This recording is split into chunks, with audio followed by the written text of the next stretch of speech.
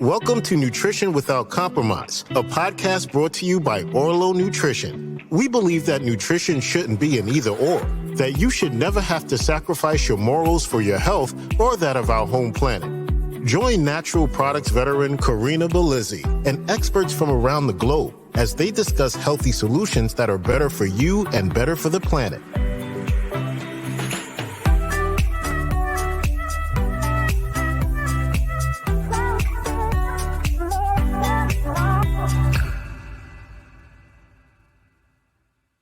Hello and welcome to another episode of Nutrition Without Compromise.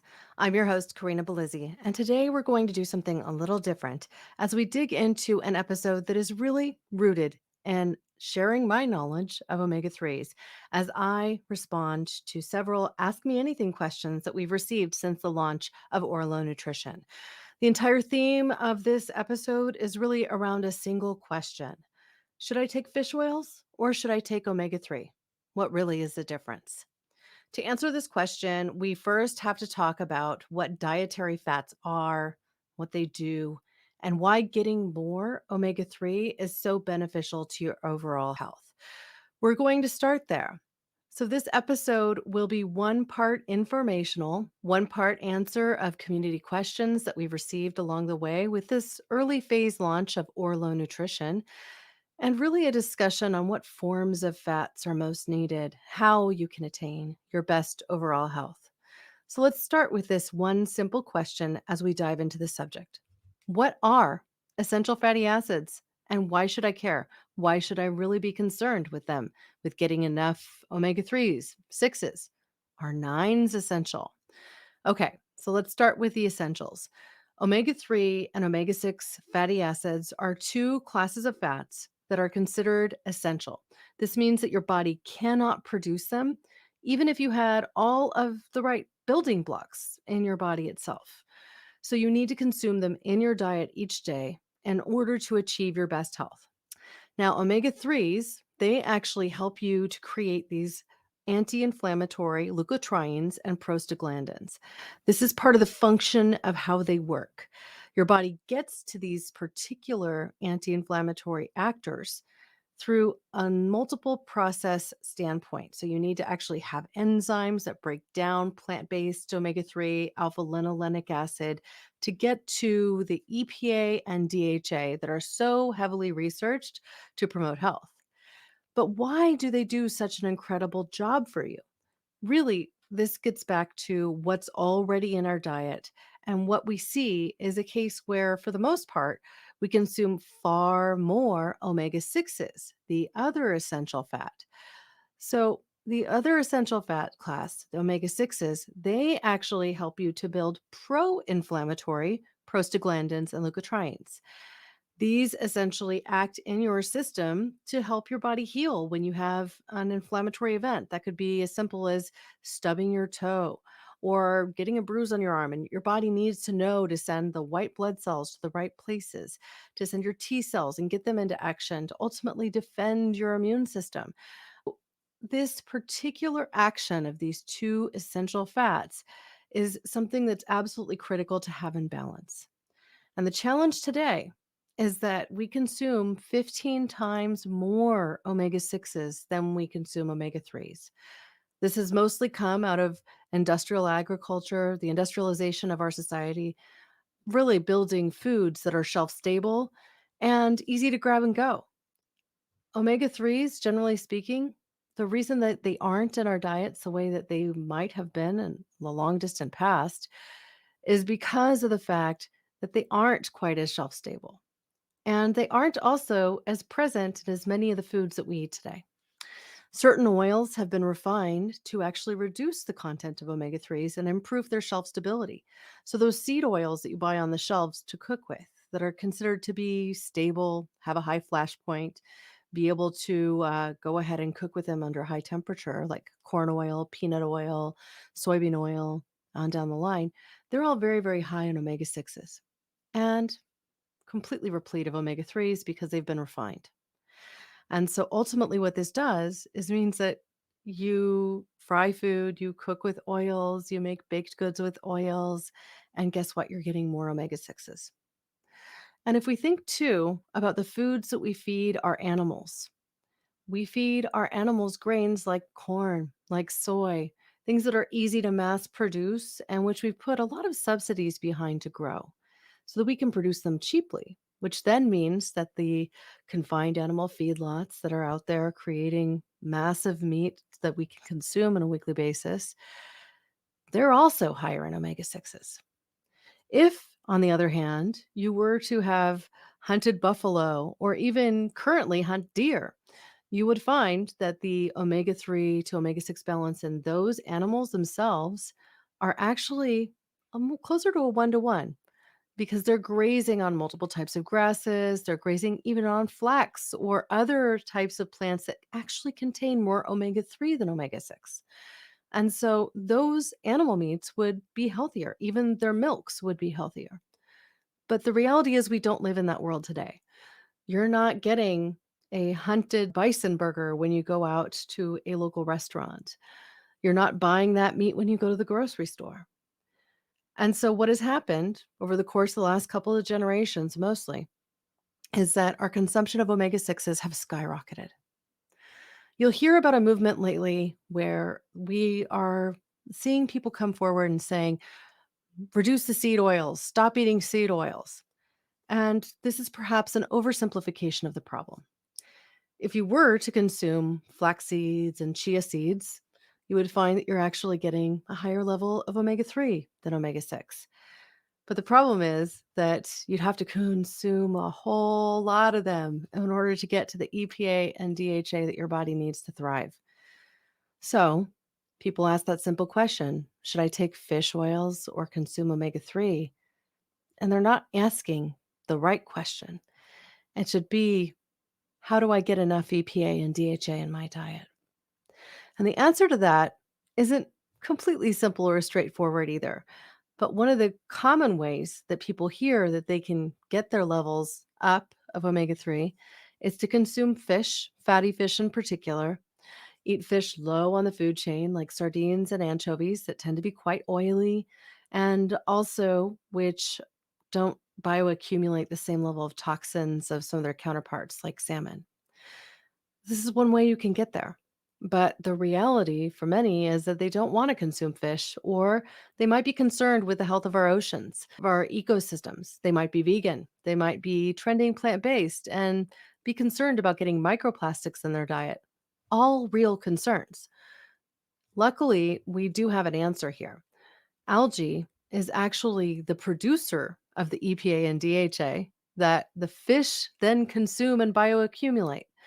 And we're at a stage in our technological progress where we're able to isolate these incredible nutrients from algae. So we can literally skip right through that middle fish and go directly to the algae source. This is one of the things that we've worked to do with Örlö Nutrition. Now, one of the common complaints that you get from people who consume a fish oil product is that they have a fishy repeat or a burp. It's unpleasant. And the reason for this is really simple too. It's that it's in a triglyceride form or even an ethyl ester or free fatty acid form. These forms of fats are not quite as stable, and they also stay in liquid form. So if you pour a little bit of oil like that into a glass of water, what happens? It floats on the top. And as it floats on the top, it's more likely to create that kind of burp as your body starts to digest and your gastric juices start to flow and work to emulsify it. Some aldehyde byproducts are created, and that burp is actually an aldehyde byproduct. Now, what we've been able to do with Orlo Nutrition is different because we have been able to minimally process the algae, preserve its polar lipid form. So, what is a polar lipid? A polar lipid is something that is essentially emulsified in the plant itself or in the animal itself. It's in the form that your body actually uses the omega 3. And so it gets dissolved directly into your system and into your tissues quite easily. If you take a capsule of an Orlo Nutrition oil and squirt it into a glass of water, stir it up a little bit, you're going to notice that the oil turns, or the water itself turns green. and that the oil gets in these tiny little beadlets and even seems to disintegrate and disappear in the water itself. This is because it's in the polar lipid form and it's able to easily be integrated into your cell walls for this reason. It also doesn't create this kind of burp back or this aldehyde byproduct that you would notice consuming a fish oil or even other algae oils that aren't in this polar lipid form. So I hope that helps to demystify some of the question of omega 3 to omega 6 and why you might be getting so much more omega 6 in your diet than omega 3. But one of the natural questions that comes after this is simply, what about the other fats? We heard for a long time that we should limit our fats, that we should actually eat a low fat diet. I've never been a proponent of this. It will not help you achieve metabolic health. It will also not help you achieve hormonal health, nor will it help you achieve your waistline goals. Ultimately, your bodies critically need fat in order to operate optimally. So it's getting the right kinds of fats in your diet consistently.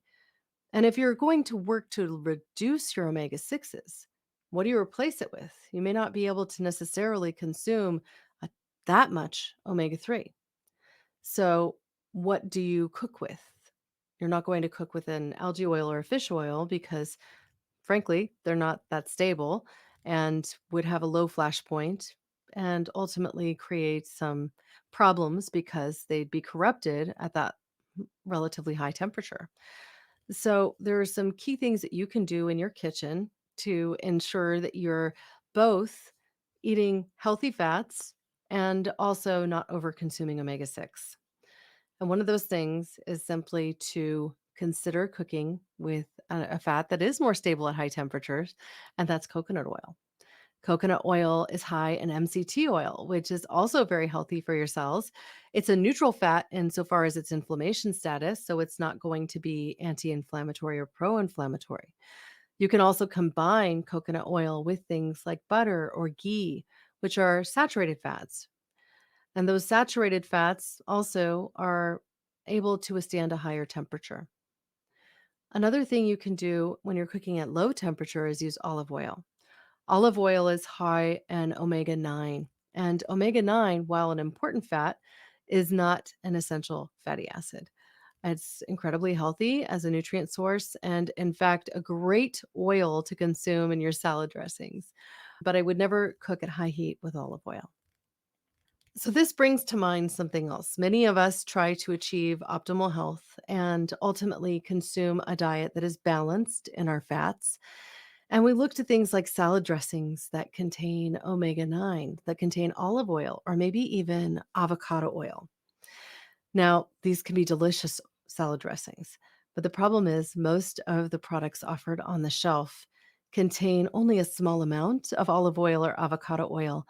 And then the rest of the oil in that product will be canola oil, corn oil, or soybean oil, really high in omega 6. So when you're shopping in your grocery stores, be sure to read those labels as you're consuming or purchasing products that are high in particular fats. Another thing to consider as you do your shopping is to watch out for things that contain partially hydrogenated soybean oil, partially hydrogenated or fully hydrogenated palm kernel oil, or any of the partially or fully hydrogenated oils. These are simply trans fats, and trans fats are only one molecule away from plastics. And the reason I want to bring this up today is because if you consume a single gram of trans fats, you inhibit your body's ability to build the important downregulated essential fatty acids, EPA and DHA, from plant sourced omega 3s that you might be consuming. So if you made yourself that chia seed pudding with a little bit of oat milk and some vanilla extract and maybe some berries, and you let that sit overnight, you think, great, I'm giving myself a healthy treat. I'm going to get the alpha linolenic acid, omega 3. I'll make some of that into EPA and DHA, but you just had a peanut butter sandwich. And that peanut butter had within it both omega 6s from the peanuts itself and also a partially hydrogenated oil. And that essentially gunks up your system. Not only then is your system competing for those same enzymes with the omega 6 peanut oil that you consumed, but you've essentially halted the action of the delta 5 and delta 6 desaturases, which are the enzymes used to digest these fats into the downstream components that you need, the EPA and DHA. So, overall, I hope that this message has been clear thus far. We really need to focus on getting the right nutrition, the right fats in our diets. If we limit our processed foods, and if we watch our labels for canola oil, for soybean oil, for partially hydrogenated fats, for peanut oil, for these oils, these seed oils that we know to be high in omega 6s, and we increase our level of omega 3s by consuming things that produce those powerful anti inflammatory prostaglandins and leukotrienes, like alpha linolenic acid omega 3s from walnuts, chia seeds, flax seeds, and the oils that are associated with all three of those. And also consume an algae oil that's high in DHA and EPA every day, then we're giving our bodies the chance to control inflammation, to essentially get to homeostasis or balance. And when our inflammatory system is in balance, we can achieve our optimal health. It's not out of this world. Now, I recently wrote an article for Ageist, a publication focused on healthy aging that really focused on 10 simple ways to balance your health by balancing your fats. It includes specific tips for how to reduce your omega 6s and increase your omega 3s, some of which we've already touched on here. But what I find for many is that sometimes seeing these sorts of things in print really helps to solidify our knowledge base. So, what I will do with show notes for this episode is link specifically to that article. And I'm even going to include the hot list items on that page itself so that it's easy for you to reference. You don't even have to hop over to Ageist if you don't want to. But again, an incredible and easy way to just do a quick review and even consider printing that list when you go grocery shopping because it may help you decide what you're going to buy and what you are not going to buy. Our health is so much more easy to manage when we give our bodies the right tools that it needs to thrive. It's not rocket science, but it does take a little bit of doing. And one of the first steps is to just ask the question and then to consider eating a diet that is higher in whole, unprocessed foods or foods that at least are not highly processed. When you get into the ingredients panels and you see something like 30 ingredients, and some of them are very hard to pronounce, and when you see something like partially or fully hydrogenated soybean, canola, or any other oil, then you know you're choosing the wrong thing. Simply processed foods can be very healthy for you. Olive oil, technically, is a processed food. And it's not a seed oil, it's actually the oil of a fruit.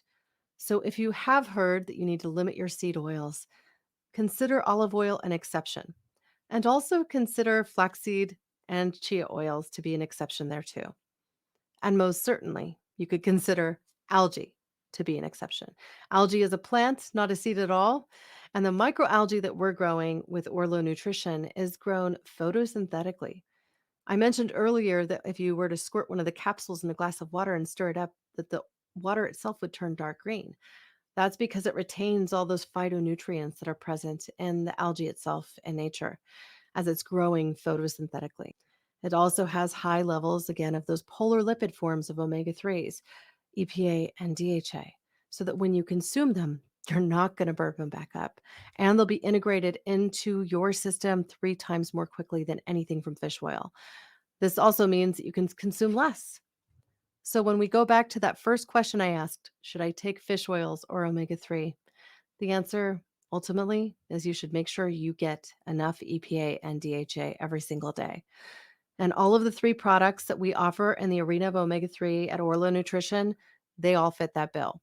3 times more absorbable than fish oil, so you can even take them in a smaller pill and get all of the amazing benefits of omega 3s, of balancing your health and balancing your fats. But if you want to get the most benefit, you also want to reduce your omega 6 level. And that will mean you have better mental clarity, your eye health, your brain health improves.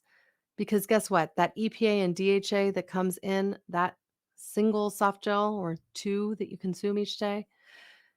It is directly involved in every biological process in your body. Half the fat in your brain and eyes is made up of DHA. They're included in structural components of your cells, from your cell membranes to even the nucleotides, the DNA. They're intrinsically involved in every process of the body and included in every single one of your 37 trillion cells. And if you don't get enough of these particular fats in your diet every day, guess what? You will make those components up of the other fats that are in your diet. Your cells won't be quite as healthy, and nor will you. So perhaps for the day, I've been an omega-3 evangelist and telling you a bit about how you can go ahead and balance your fats, get your body to a homeostasis so that you are not in a situation where you have out of control inflammation, where your leukotrienes and your prostaglandins are essentially creating more inflammation and more inflammatory events in the body, and you'll get to a better health overall. You'll enjoy better mental clarity. Your overall cardiovascular system will be more healthy because you're giving your body building blocks it needs to be its healthiest. As we wrap up today's show, I want to invite you to visit orlonutrition.com. And if you've been compelled to get more omega-3, EPA, and DHA in your diet, you can go ahead and use our coupon code NWC10 at checkout to get an additional 10% off your order. We're presently offering a holiday promo bundle on our website. And so if you check out orlonutrition.com, you'll see that you can get our omega-3s along with our immunity boost for a reduced rate at only $90 for a 2-month supply of both products. And this ultimately will ensure that you're able to balance your omegas and also supporting your immune system with the power of spirulina, vitamin D, a smattering of B vitamins that will ultimately help you produce natural energy and also protect your immune system. So, with that, I would like to say my parting words to all of you as I invite you to raise a cup of your favorite beverage with me. Here's to your health. Thanks for listening to Nutrition Without Compromise. To make sure you never miss an episode, subscribe, rate, and review wherever you listen to podcasts. If you'd like to learn more, visit OrloNutrition.com and join our mailing list. You'll gain access to complete show notes, features, and informative blogs, because nutrition shouldn't be an either-or.